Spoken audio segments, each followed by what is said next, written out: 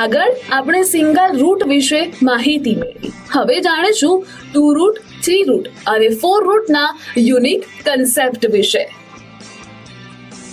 શ્રીહરિ નર્સરીનો સૌથી different concept કે જે તમે ગુજરાતમાં ક્યાંય નહીં જોયો હોય, આંબાના ફાર્મિંગમાં. હવે અમે તમને એ બતાવીશું. એમાં 2 રૂટ, 3 રૂટ અને 4 રૂટ છે. તો હવે પ્રકાશભાઈ આપણી સાથે છે. પ્રકાશભાઈ, હવે આ 2 રૂટ, 3 રૂટ અને 4 રૂટ વિશે થોડું વિસ્તૃત આપણે ચર્ચા કરીશું, તો એ જણાવશો. જી, 2 રૂટ, 3 રૂટ અને 4 રૂટ સ્ટોક એટલે જે એના રૂટ સ્ટોક છે, એ રૂટ સ્ટોક એટલે દેશી આંબાના રોપા. આ કલમની ઉંમર અત્યારે 1 વર્ષ છે. જે તમે જોઈ શકો છો કે આ 1 જ વર્ષમાં બેગમાં છે તો એનો ગ્રોથ આટલો છે, બરાબર છે. આ જ વસ્તુ તમે જમીનમાં નાખો તો આનો ગ્રોથ 5 ગણો વધી જાય છે. એટલે આ કલમ તમને 1 જ વર્ષમાં ફળ આપી દે છે અને 10 થી 12 ફૂટનો ઘેરાવો લઈ લે છે.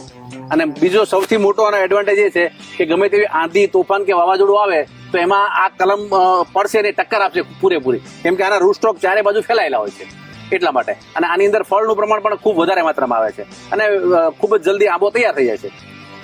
અને પ્રકાશભાઈ, રૂટ વાઇઝ પણ તમે એકવાર સમજાવી દેજો. જી, તો થોડું વિસ્તૃત લોકોને પણ. આ 2 રૂટ સ્ટોક છે એટલે આ બે દેશી રોપા છે એને એક કરીને એની ઉપર પછી અહીંયાથી કેસરની કલમ બનાવવામાં આવી છે. એવી જ રીતે આ 2 રૂટ સ્ટોક છે. એ જ પ્રમાણે આ 3 રૂટ સ્ટોક છે. 3 રૂટ સ્ટોક એટલે 1, 2 અને 3, આ 3 દેશી રોપાને એક કરી અને અહીંયાથી કલમ બનાવવામાં આવી છે. એવી જ રીતે આ 4 રૂટ સ્ટોક છે. 4 રૂટ સ્ટોક એટલે આ 1, 2, 3 અને 4, આ 4 રૂટ સ્ટોક ને એક કરીને એની ઉપર કલમ બનાવવામાં આવી છે. એટલે 4 રૂટ સ્ટોક નો એટલે ખાવાની નીચેથી જે ખોરાક ખેંચવાની તાકાત જે છે એ 4 ગણી થઈ જાય. એટલે 4 મોઢાથી ખાય અને ઉપર સપ્લાય કરે છે એવું આપણે કહી શકાય. જી, અને એટલે જ કદાચ આપણે કહી શકીએ કે આજે આપણો ડિફરન્ટ કન્સેપ્ટ છે, જેના કારણે 11 મહિનામાં તમને કેરી ખાવા મળી જાય. એટલે કેટલી જલ્દી બીજાની કમ્પેરિઝન કરીએ તો એની કમ્પેરિઝનમાં કેટલું વધારે જલ્દી ફળ આપી દે છે અને કેટલું મીઠાશ ભર્યો આ ફળ હોય છે.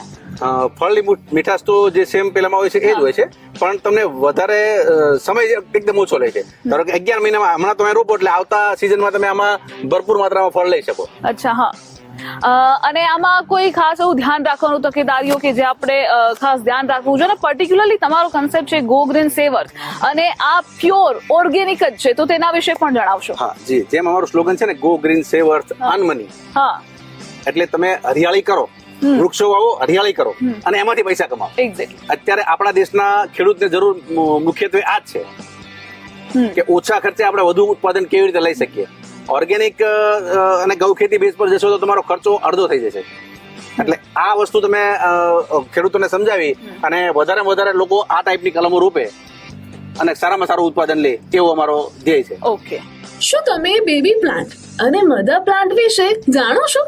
નથી જાણતા તો ચાલો એ માહિતી પણ શ્રીહરિ નર્સરીના પ્લાન્ટ પરથી તમને સમજાવીએ.